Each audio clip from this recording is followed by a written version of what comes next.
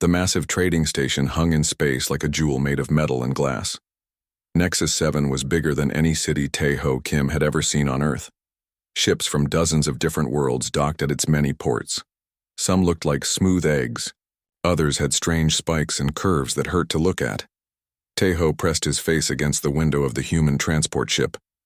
His breath fogged the glass as he watched alien vessels move through space like fish swimming through water. After 2 years of travel from Earth, they had finally reached the outer edge of known galactic space. "Stop acting like a tourist," Ji-Woo Park said from behind him. She was checking her tools for the 100th time. As the team's chief engineer, she worried about everything. "We need to make a good first impression." "I am making a good impression," Tae-Ho replied. "I'm showing interest in their culture." He turned away from the window and smoothed down his diplomatic uniform.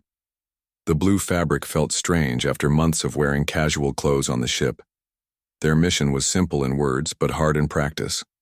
Earth had sent them to make contact with alien species and create trading agreements.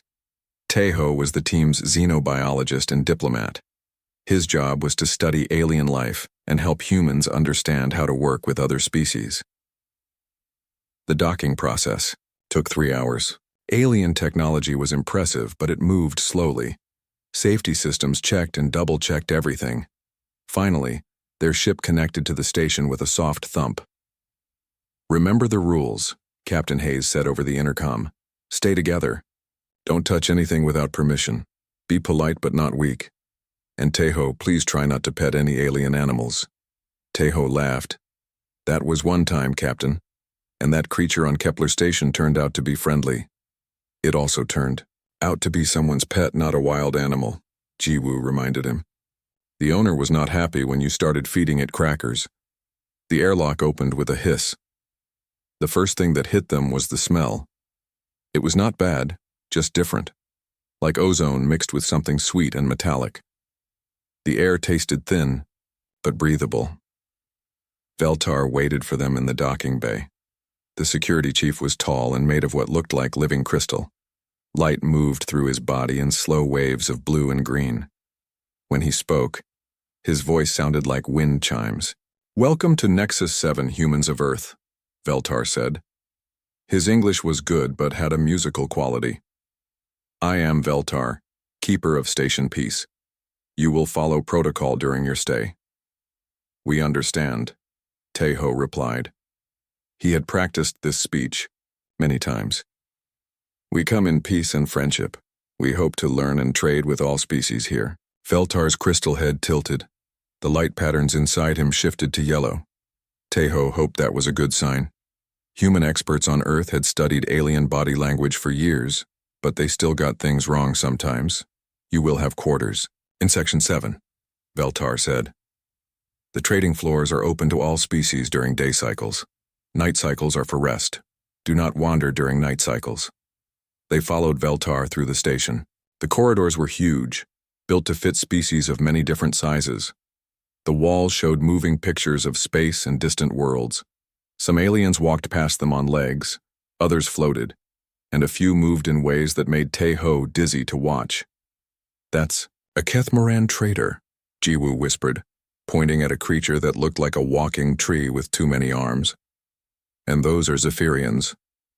The Zephyrians looked like giant butterflies but moved like they were swimming through the air. Tae-Ho tried not to stare, but everything was fascinating. The aliens stared back at the humans. Some seemed curious, others afraid. A few looked angry, though Tae-Ho could not tell why. Their quarters were simple but clean. 3 small rooms with beds, a common area, and a food preparation space. The beds were too soft and the ceiling too low, but it would do. "Rest now," Veltar said. "Tomorrow you may visit the trading floors. Remember the rules. Touch nothing without permission. Do not approach the dangerous sections, and stay away from the creature markets." "Creature markets?" Tae-Ho asked, his eyes lighting up. Veltar's crystal body turned dark red. "Yes. Many traders sell life forms from their worlds. Some are pets, some are food, some are tools. Humans are not prepared for such things. The creatures there are not like Earth animals." After Veltar left, Ji-Woo grabbed Tae-Ho's arm. I know that look. Promise me you won't go looking for alien animals. I'm a xenobiologist, Tejo said. Studying alien life is my job. Your job is diplomacy first, science second, Jiwoo reminded him. We can't afford to cause problems. That night, Tejo lay in his too-soft bed and thought about the creature markets. What kinds of animals lived on other worlds? Were they, like Earth animals, or completely different? Did they think and feel the same way? The questions kept him awake for hours. The next morning, the three humans ate breakfast from their own supplies. Earth food tasted strange after so long in space, but it was familiar. They dressed in their best clothes and prepared to explore the station. Stay together, Jiwoo said as they left their quarters. Don't touch anything. Don't pet anything. I heard you the first time, Tejo replied, but he was already looking around for signs pointing to the creature markets. The trading floors were massive. Aliens of every shape and size sold goods from across the galaxy. There were metals that glowed with their own light, foods that moved by themselves, and tools that seemed to work by magic. The noise was incredible. Dozens of different languages mixed together into a wall of sound. Fascinating, Tejo breathed. Look at the diversity. Each species has developed technology in completely different ways. They spent 2 hours walking through the markets. Alien traders tried to sell them things they could not identify. Some were friendly, others ignored the humans completely. A few seemed hostile, though they kept their distance. Then Tejo saw the sign he had been looking for. It was written in several alien languages, but the pictures were clear. The creature markets were down a side corridor, past the main trading area. I'm just going to look, he told Jiwoo. No, she said firmly. We stay together. But Tejo was already walking toward the corridor. His curiosity was stronger than his caution. Behind him, Jiwoo sighed and followed. The creature market was darker than the main trading floor. The air smelled different here, wild and dangerous. Cages and force fields lined the walls, each one holding something that made Tejo's scientific mind race with excitement. And in the largest cage at the end of the corridor, something huge was watching them with glowing yellow eyes. The creature in the large cage was the size of a small truck. Its fur was black as space with silver streaks that seemed to move like starlight. The beast had 6 legs, each ending in claws that could tear through metal. Its head was wolf-like but bigger, with teeth longer than Tejo's fingers. The yellow eyes watched every movement with intelligence that made Tejo's skin crawl. Don't touch that hound, a voice screamed behind them. Tejo spun around to see Veltar running toward them. The crystal alien's body was flashing bright, red with panic. Other aliens in the market were backing away quickly, some making sounds that could only be fear. The Void Hound will kill you, Veltar gasped as he reached them. Step away from the cage. Move slowly. Do not make sudden movements. But Tejo was not listening. He was studying the creature with fascination. The beast's ears were flat against. Its head and its body was pressed low to the ground. Its tail was tucked between its legs. Tejo had seen this posture before many times. It's scared, he said quietly. Scared? Veltar's crystal body turned purple with confusion. That creature has killed 47 handlers. It is fear that should be scared, not the source of fear. Jiwoo grabbed Tejo's arm. Come on, let's go back to the main market. But Tejo was already kneeling down next to the energy barrier that kept the creature contained. The Void Hound lifted its massive head and looked directly at him. For a moment, neither moved. Hello there, Tejo said softly. You're beautiful, aren't you? The creature's ears twitched forward slightly. Its yellow eyes seemed less wild, more curious. An insectoid alien scuttled over to them. This was Rakath, the market owner. He had 4 arms and moved like a spider, but his voice was surprisingly gentle. Human, you must not approach the death beast, Rakath said. It comes from Kethmaran, the killing world. Nothing from that place can be tamed. What's its name? Tejo asked, not moving away from the cage. Name? Rakath seemed confused. It has no name. It is a weapon, not a pet. We call it Void Hound because it hunts in the darkness between stars. Teho looked back at the creature. It was still watching him, but its body had relaxed slightly. The tucked tail had moved a little higher. "How long has it been in this cage?" Teho asked. "3 cycles, Rakth replied. "No one can handle it. We tried to sell it as a guard beast, but it kills anyone who tries to control it. Soon we will have to destroy it." "Destroy it?" Teho stood up quickly. The sudden movement made several aliens jump back in fear. "It is too dangerous," Veltar explained. "The creature cannot be controlled. It serves no purpose except death." Teho looked at the Void Hound again. The creature was pacing now, walking back and forth in its small cage. 3 steps one way, turn, 3 steps back, over and over. Teho had seen this behavior in earth animals too. "It's going crazy from being locked up," he said. "Look at how it moves. That's not natural hunting behavior. That's stress." "All creatures from Kethmoran are stressed," Rakth said. "Their world is constant war. They know only fighting and killing." "No," Teho said firmly. "I don't think that's right." Before anyone could stop him, Teho reached toward the energy barrier. His hand passed through the field easily. It was designed to keep the creature in, not to keep people out. "No," Veltar screamed. Every alien in the market ran for cover. Jiwoo tried to grab Teho and pull him back, but she was too late. His hand was already inside the cage, reaching toward the massive predator. The Void Hound stopped pacing. It turned to look at the human hand extending toward it. For a moment that felt like forever, nothing happened. Then the creature moved forward slowly. Its nose touched Teho's fingertips. Teho held perfectly still. The Void Hound sniffed his hand carefully, then pressed its huge head against his palm. The fur was softer than it looked, warm and thick. "Good boy," Teho whispered. "You're just lonely, aren't you?" The reaction was immediate and terrifying to every alien watching. The Void Hound began to make a sound deep in its chest. It was low and rumbling, like an earthquake with rhythm. "It's going to attack," someone screamed. But Teho was smiling. "No, it's not. It's purring."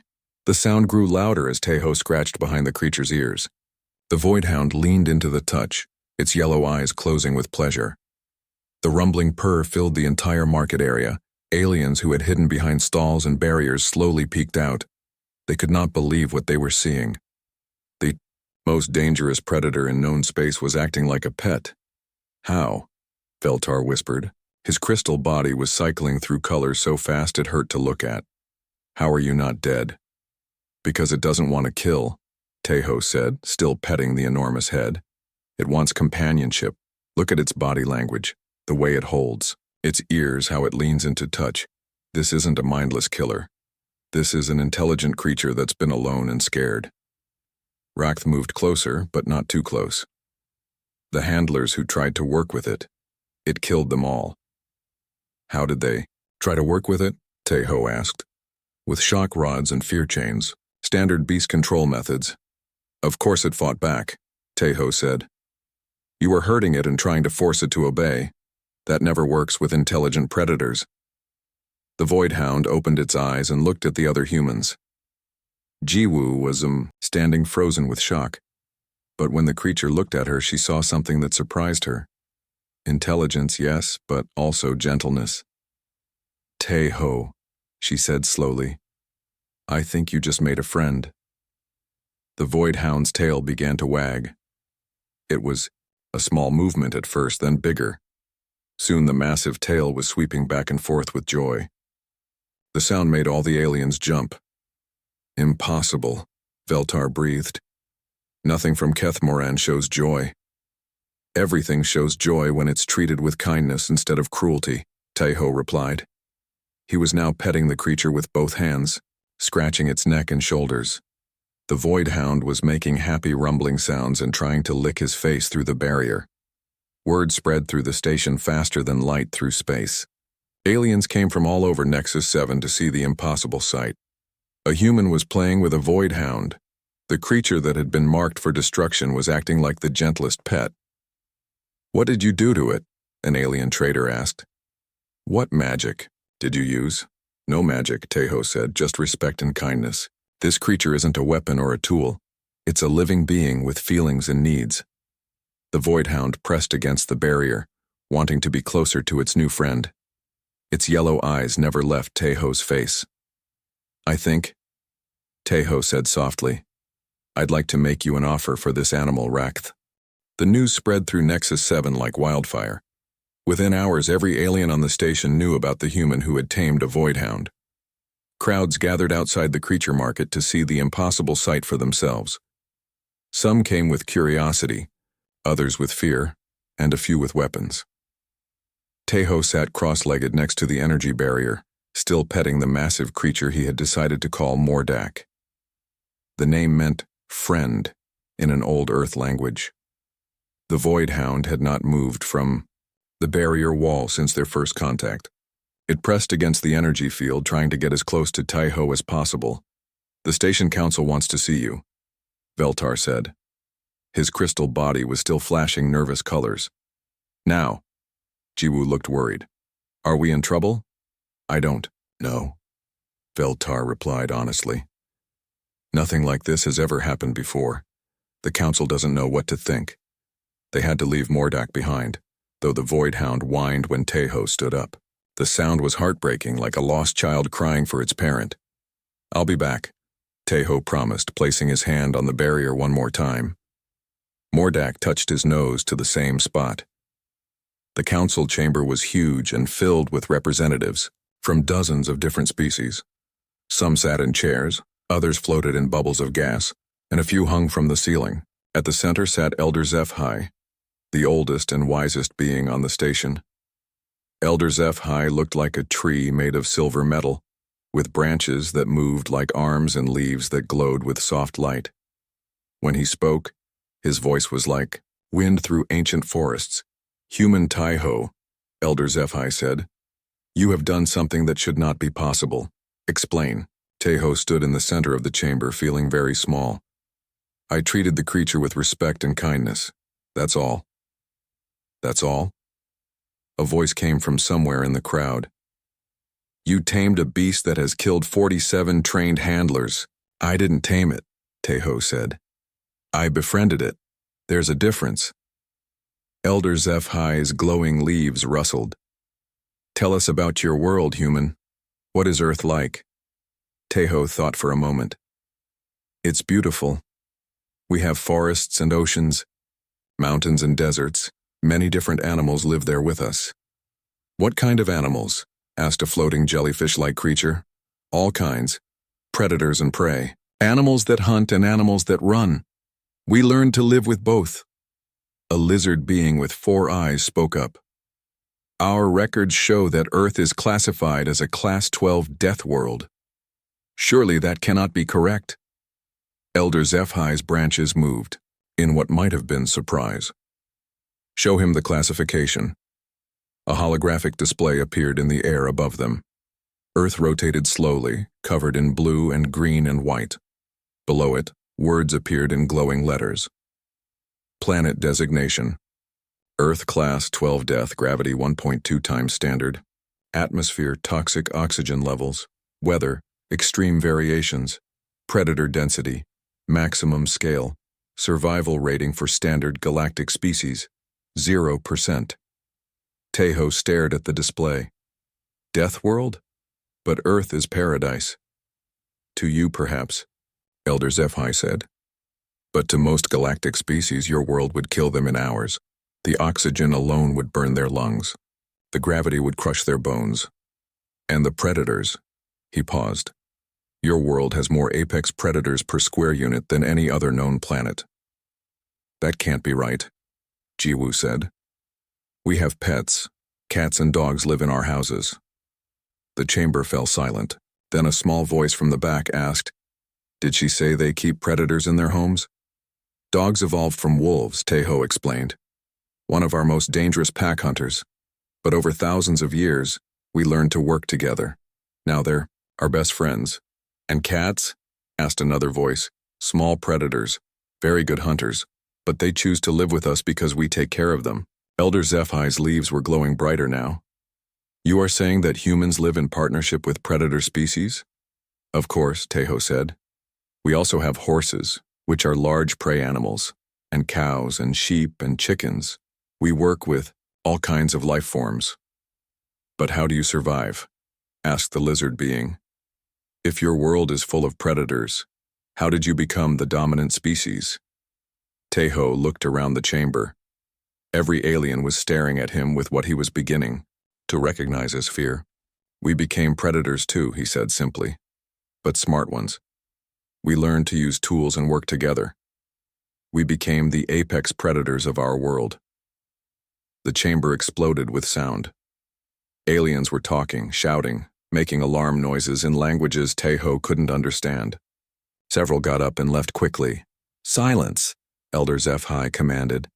The noise stopped immediately. Human, are you saying that your species are predators? We're omnivores, Tejo said. We eat plants and meat. But yes, we can be predators when we need to be. We just chose not to be, most of the time.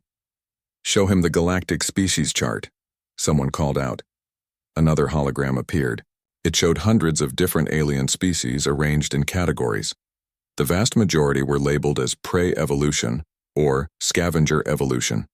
Only a handful were marked as predator evolution, and those were noted as extinct or contained. And see, Elder HFY explained. Almost all intelligent species in the galaxy evolved from prey animals. We learned to think and build because we needed to hide and run from predators. Predator species rarely develop intelligence because they don't need it. They just hunt and kill. But that means, Jiwoo started to say, then stopped. Yes, Elder HFY said. Humans are the first intelligent predator species we have encountered that didn't destroy itself. You learn to control your hunting instincts and work together instead of fighting each other. Tejo felt like the ground was shifting under his feet. So when I approached the Void Hound, you approached it as another predator, Elder HFY said. A member of its own kind in a way. That's why it didn't kill you. It recognized you as an equal. But why did it respond so well to being petted? Asked Veltar. Because even predators need companionship, Tejo said. Wolves live in packs. Lions live in prides. Most hunting animals are social creatures. The Void Hound wasn't vicious because it was a killer. It was vicious because it was lonely and scared. The chamber was quiet again. Then Elder HFY spoke, his voice filled with something that might have been wonder. For millions of years, we have assumed that predator species could never be reasoned with or controlled. We built our entire civilization around hiding from them or destroying them. But you, he paused, you made friends with one. It's not that hard, Tejo said. You just have to understand what they need. What they need, repeated a voice from the crowd. Not what they want to kill. Exactly, Tejo said. Mordak doesn't want to kill anyone. He just wants to belong somewhere. Elder HFY's branches swayed thoughtfully. This changes everything we thought we knew about predator species. If they can be reasoned with, befriended, even trained to help instead of hunt, Tejo finished. The implications hit the chamber like a shockwave. An intelligent predator species that could communicate with other predators. The possibilities were staggering and terrifying in equal measure. We need to study this further, Elder HFY announced. Human Tejo, would you be willing to demonstrate your abilities with other creatures? Tejo thought about Mordak alone in his cage waiting for his new friend to return. Yes, he said. But first, I want to buy that Void Hound. 3 days after the council meeting, a new ship arrived at Nexus 7. It was black and covered with spikes, like a weapon floating through space. Everyone on the station knew what it meant. War Chief Gextor had come. Tejo was in the creature market, sitting next to Mordak's cage. He had bought the Void Hound from Raketh for a price that made Jiwoo very unhappy. But the paperwork was still being processed. Until then, Mordak had to stay in the cage. You're getting fat, Tejo said, scratching behind Mordak's ears. The Void Hound had been eating well since Tejo started bringing him proper food. Real meat instead of the cheap scraps Raketh had been feeding him. Mordak made his happy rumbling sound and tried to lick Tejo's face through the barrier. Other aliens still stayed far away from the cage, but they were getting used to seeing the human there. Human, a deep voice said behind him. Tejo turned to see the biggest alien he had ever encountered. War Chief Gextor stood 3 meters tall and looked like he was made of rocks and metal. His 4 arms each held a different weapon. His red eyes glowed like coals. "You are the Predator speaker," Gextor said. It was not a question. "I'm Tejo," he replied, standing up slowly. "And you are?" "I am War Chief Gextor of the Theron Empire. I have come to test your claims." More aliens were gathering around them. Tejo saw Veltar pushing through the crowd, his crystal body flashing orange with worry. Jiwoo was running toward them from the other direction. "What kind of test?" Tejo asked. Gextor gestured toward the back of the market. 6 more cages had been set up there, each one containing a void hound. The creatures were pacing and snarling, their yellow eyes wild with anger and fear. "If humans are truly apex predators," Gextor said, "then you should be able to handle a pack. Not just one lonely beast, but 6 hungry killers." The crowd of aliens moved back quickly. Even Mordak was agitated, pressing against his cage and making worried sounds as he smelled the other void hounds. "This is not wise," Veltar said as he reached them. "One creature nearly destroyed the station's peace. 6 could cause chaos." "Exactly," Gextor replied. "If the human fails, we will know that their power over predators is limited. If they succeed," he paused, "then we must reconsider everything we know about warfare." Tejo looked at the 6 cages. The void hounds inside were different from Mordak. These animals had been caught recently. They were lean and desperate, with scars from fighting. Their eyes held no trust, only hatred for anything that moved. "Where did you get them?" Tejo asked. "Fresh from Kethmoran," Gextor said. "Caught 3 days ago. They have killed 2 handlers already during transport." Jiwoo grabbed Tejo's arm. "Don't do this. It's too dangerous." "I have to," Tejo said quietly. "If I don't, they'll think all humans are weak. This could affect all future negotiations between Earth and the galaxy. Or it could get you killed," Jiwoo pointed out. Dayun Yang appeared at Tejo's other side. She was the team's animal behaviorist, a small woman with quick eyes and gentle hands. "If you're doing this, you're not doing it alone." "Dayun, no," Tejo said. "This is my responsibility." 6-pack hunters against 1 person? Dayun shook her head. "That's not how pack dynamics work. You need a pack of your own." Jiwoo sighed. "She's right. If we're going to be stupid, we should be stupid together."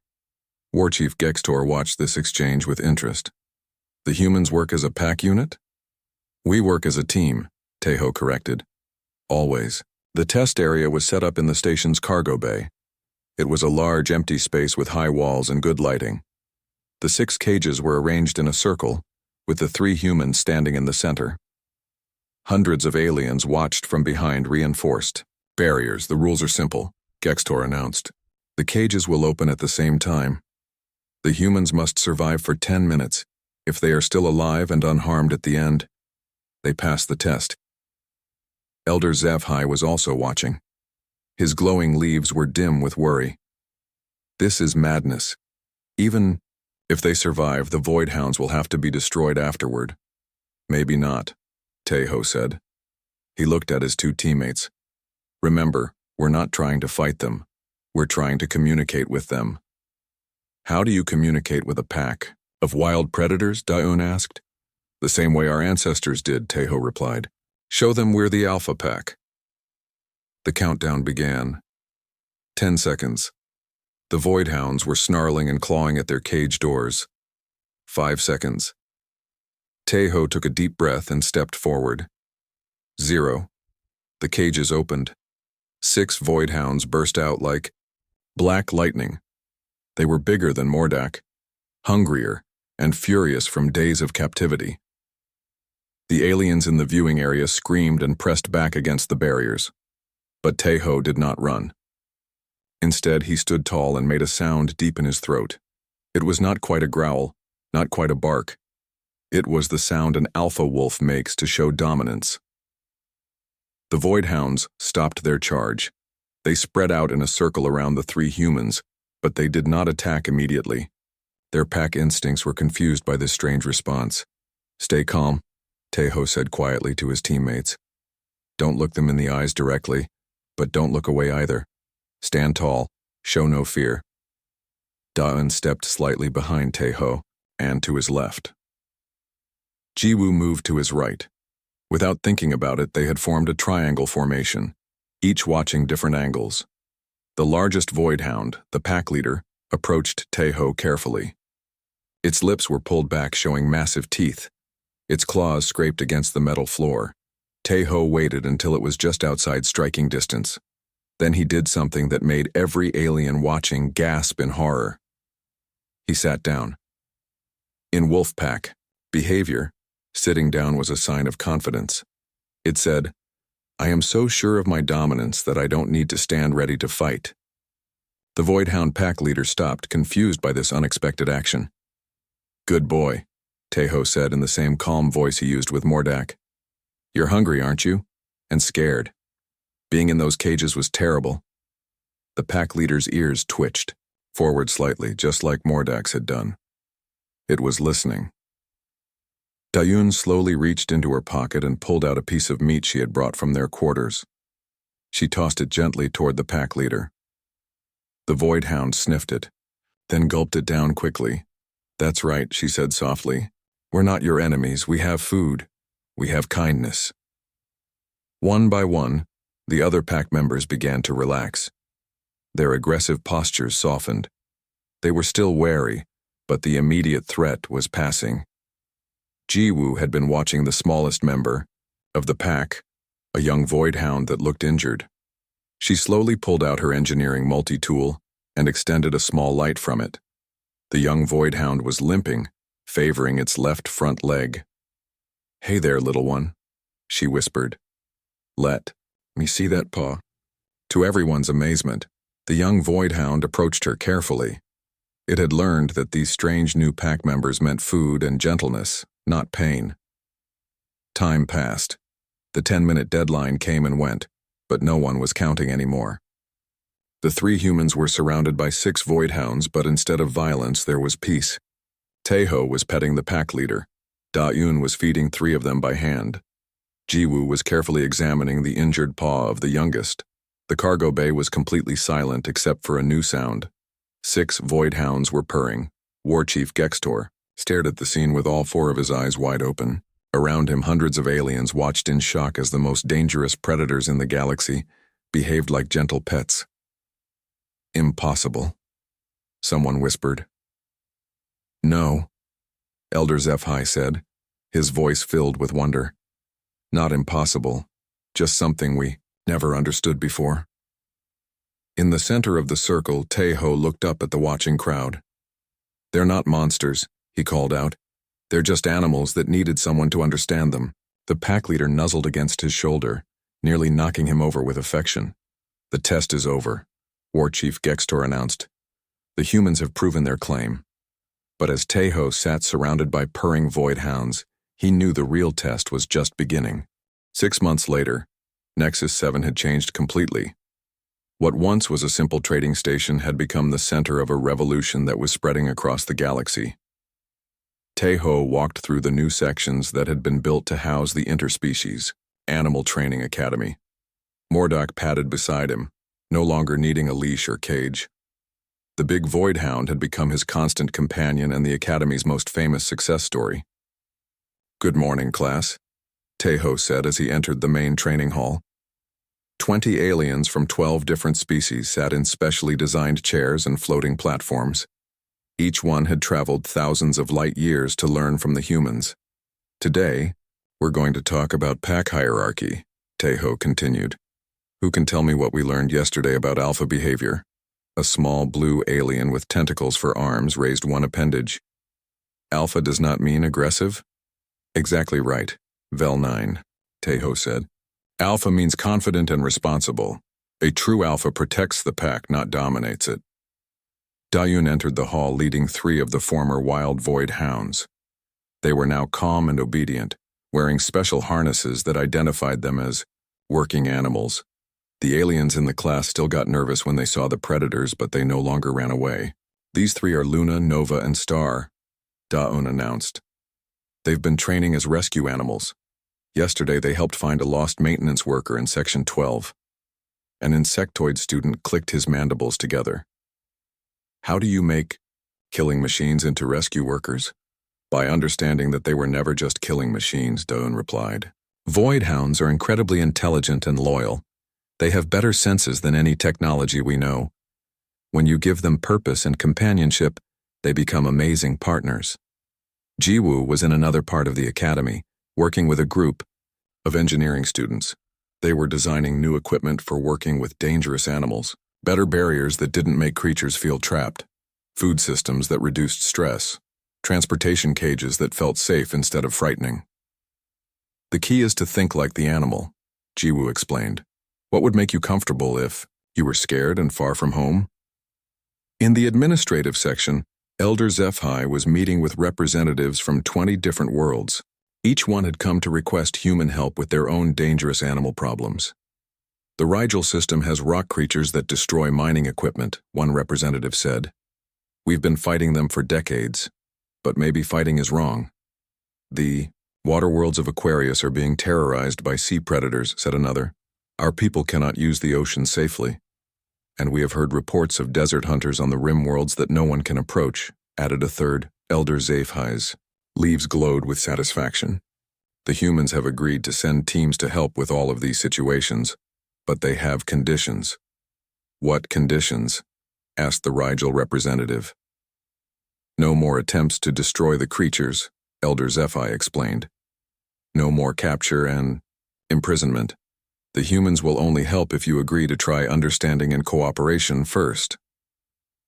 Meanwhile, War Chief Gextor was in the combat training section, working with human military advisor Sung-Min Choi. The War Chief had become one of the Academy's most surprising converts. "Show me again how pack tactics work," Gextor said. He had put down all his weapons and was learning to communicate without violence. Sung-Min gestured to a group of void hounds that were practicing coordinated movements. "See how they move together? Each one has a role. The leader makes decisions, the scouts find paths, the guardians protect the group. No one fights alone. My people have always fought as individuals," Gextor said, "each warrior trying to prove personal strength. But this is more effective." "It's not about being stronger," Sung-Min explained. "It's about being smarter. Working together makes everyone stronger." In the medical bay, alien doctors were learning to treat creatures they had always considered monsters. Dr. Hyejin Lee, the human xenopsychologist, was teaching them about animal psychology and emotional needs. "Physical wounds heal quickly," she said as she examined an injured void hound that had just arrived from a rescue mission. "But emotional wounds take longer. This one was abused before we found it. See how it flinches when approached from the left side? Someone hurt it there." "How do you heal emotional wounds in animals?" asked a jellyfish-like alien doctor. "The same way you heal them in people," Hyejin replied. "With patience, kindness, and time. You show them that not everyone will hurt them." The success stories were spreading across the galaxy. News reports told of worlds where humans had solved centuries-old problems with dangerous creatures. Mining colonies that were now protected by rock creatures instead of being attacked by them. Ocean worlds where sea predators had become guides and guardians instead of threats. But the most important changes were happening right on Nexus 7. Aliens who had spent their entire lives afraid of predators were learning to work alongside them. Species that had never cooperated before were now sharing knowledge and resources. Taeho stood on the station's observation deck, looking out at the stars. Mordak sat beside him, the Void Hound's massive head resting on his lap. Ships from dozens of worlds were docked at the station's many ports. "Hard to believe it all started with you, isn't it, boy?" Taeho said, scratching behind Mordak's ears. The Void Hound made his happy rumbling sound and looked up at his human friend with golden eyes full of trust and affection. Jiwoo and Dayun joined them on the observation deck. They had just finished, Their classes for the day and looked tired but satisfied. The Centauri delegation wants to know if we can help with their crystal spider problem, Jiwoo said. Apparently they've been trying to exterminate them for 50 years. And the vegan system has plant creatures that are destroying their cities, Dayun added. They want to try communication instead of herbicide. Looks like we're going to be busy, Taeho said. Are you complaining? Jiwoo asked with a smile. Not at all, Taeho replied. This is exactly what I hoped for when we left Earth. To make friends with new species and help them understand each other. Even if some of those species have very big teeth? Da-un teased. Especially those species, Taeho said. The galaxy is full of life that just needs someone to understand it. A soft chime sounded through the station's communication system. Attention all personnel, Veltar's voice announced. A new group of rescue animals has arrived from the outer rim. All training staff to the docking bay. The three humans stood up, ready to meet their new students. Mordak stretched and yawned, showing teeth that could still make most aliens run in terror, but his tail was wagging and his eyes were bright with excitement. Ready for another adventure, boy? Taeho asked. The Void Hound barked once, a sound of pure joy that echoed through the station corridors. Somewhere in the distance, other Void Hounds answered the call, their voices joining in a chorus that no longer meant danger, but companionship. As they walked toward the docking bay, Taeho reflected on how much had changed. 6 months ago, aliens had run in terror from a single Void Hound. Now children from a dozen different species played safely in parks guarded by the same creatures that had once been considered unstoppable killing machines. The galaxy was learning what humans had known. For thousands of years, with understanding, patience, and respect, even the most dangerous predator could become the most loyal friend. And in the depths of space, on worlds throughout the galaxy, other dangerous creatures waited for someone to understand them too. Thanks. To 3 humans and 1 lonely Void Hound, they wouldn't have to wait much longer. The age of fear was ending. The age of friendship had begun.